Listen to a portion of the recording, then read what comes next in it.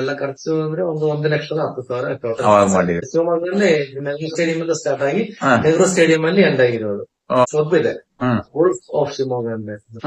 ತಾವು 2012ರಲ್ಲಿ 19 ಸ್ಟೇಟ್ಗಳಿಗೆ ಬೈಕಲ್ಲಿ solar ride ಅಲ್ವಾ? ಅಲ್ಲ, ನನ್ನ ಸ್ನೇಹಿತರು ಬಂದಿದ್ರು. ಅದು ಅವರು ಬೇರೆ ಬೈಕಲ್ಲಿ ಇದ್ರು. ಬೇರೆ bike. ನೀವು ಒಂದು ಸೋಲಾರ್ ರೈಡಿಂಗ್ ಅದರಲ್ಲಿ 19 ರಾಜ್ಯಗಳನ್ನು ಸುತ್ತುಳಿದಿರಿ.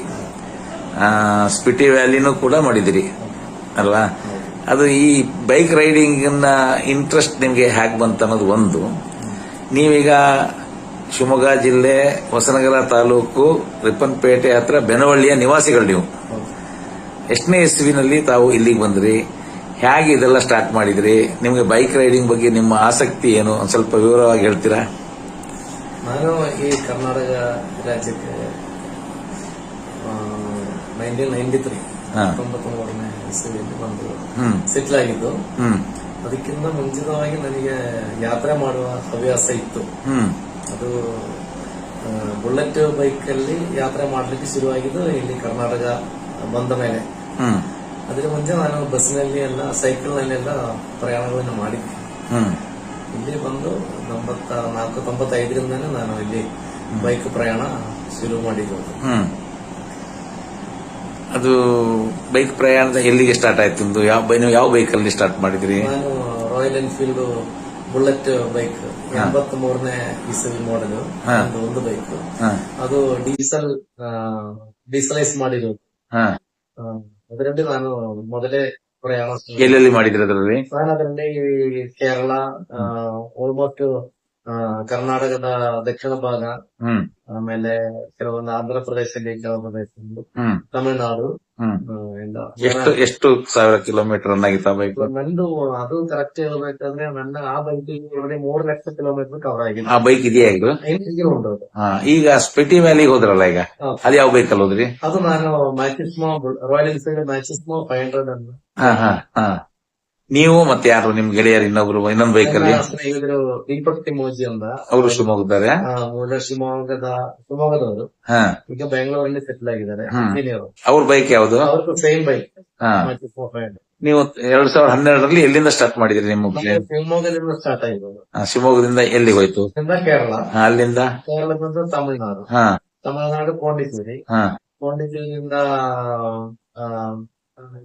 ತಮಿಳುನಾಡು ಮತ್ತೆ ಪಾಂಡಿಚೇರಿ, ಅಲ್ಲಿಂದ ಆಂಧ್ರ, ಒರಿಸ್ಸಾ, ವೆಸ್ಟ್ ಬೆಂಗಾಲ್, ಛತ್ತೀಸ್ಗಢ, ಜಾರ್ಖಂಡ್, ಬಿಹಾರ, ಉತ್ತರ ಪ್ರದೇಶ, ಉತ್ತರಾಖಂಡ್, ಅಲ್ಲಿಂದ ಹಿಮಾಚಲ ಪ್ರದೇಶ, ಅಲ್ಲಿಂದ ಜಮ್ಮು ಅಂಡ್ ಕಾಶ್ಮೀರ, ಅಲ್ಲಿಂದ ಪಂಜಾಬಿನಿಂದ ರಾಜಸ್ಥಾನ್, ರಾಜಸ್ಥಾನದಿಂದ ಗುಜರಾತ್, ಗುಜರಾತ್ನಿಂದ ಮಹಾರಾಷ್ಟ್ರ, ಮಹಾರಾಷ್ಟ್ರದಿಂದ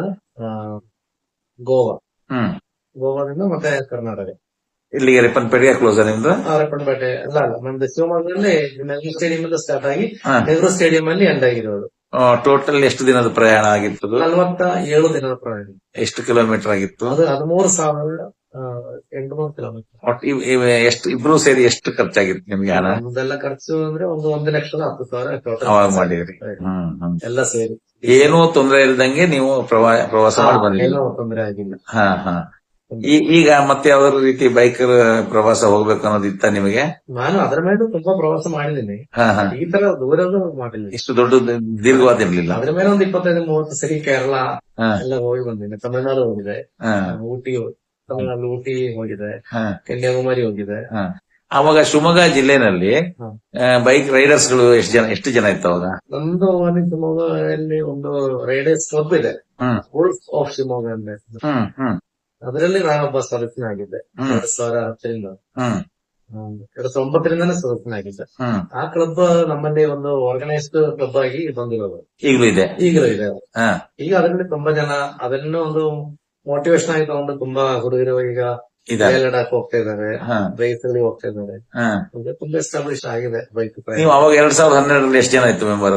ಅವಾಗ ಸುಮಾರು ಒಂದು 13-14 ಜನ. ಅದರಲ್ಲಿ ಈ ಟೈಪಿನ ದೀರ್ಘಾವಧಿ ಪ್ರಯಾಣ ಯಾರು ಮಾಡಿದ್ರ? ಅದರಲ್ಲಿ ದೀರ್ಘಾವಧಿ ನಮ್ಮಲ್ಲಿ ಎಲ್ಲರೂ ಲೇ ಲಡಾಖ್ ಎಲ್ಲ ಹೋಗಿ ಬಂದಿದ್ದಾರೆ. ಅಲ್ಲ, ನಿಮ್ಗಿಂತ ಮುಂಚೆ ಹೋಗಿದ್ರ ಅವರು? ಮುಂಚೆ ಬುಲೆಟ್ ಅಲ್ಲಿ ಒಬ್ರು ಇಲ್ಲಿಂದ ಯಮಹಾ ಬೈಕ್ ಅಲ್ಲಿ, ಆದ್ರೆ ಅವರು ಡೆಲ್ಲಿಯಿಂದ ಹೋಗಿ ಬಂದಿದ್ದಾರೆ. ಅವ್ರು ಬಿಟ್ರೆ ನೆಕ್ಸ್ಟ್ ಹೋದ ನೀವೇ? ಫುಲ್ ಪ್ರಯಾಣದಲ್ಲಿ ನಾನು ಮತ್ತೆ ದೀಪಕ್ ಮೋಜಿನೇ ಹೋಗಿರೋದು. ನಮಸ್ಕಾರ. ಓಕೆ, ನಮಸ್ಕಾರ. Thank you.